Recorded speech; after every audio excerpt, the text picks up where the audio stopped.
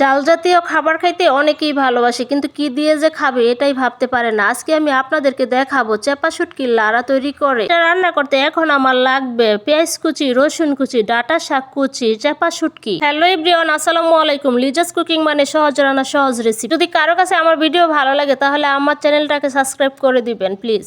এটা রান্না করার জন্য কড়াইয়ে প্রথমে আমি পরিমাণ মতো তেল দিয়ে দিলাম, এখানে পেঁয়াজ কুচি দিয়ে দিলাম, এটা ব্রাউন কালার হওয়া পর্যন্ত অপেক্ষা করব। এখানে আমি মরিচের গুঁড়াটা একটু বেশি ব্যবহার করব যেন জাল হয়। আপনারা যেরকম জাল খাইতে পছন্দ করেন তেমন ভাবে দিবেন। আমি 3 চামচ মরিচের গুঁড়া, 1 চামচ হলুদের গুঁড়া, 1 চামচ ধনিয়া এবং চেপা শুটকিগুলো দিয়ে দিলাম। 4 চামচ পেঁয়াজ বাটা এবং রসুন বাটা দিয়ে দিলাম। এখানে পেঁয়াজ রসুনটা একটু বেশি করে ব্যবহার করতে হবে। মশলাগুলোকে আমি ভালোভাবে কষিয়ে নিব।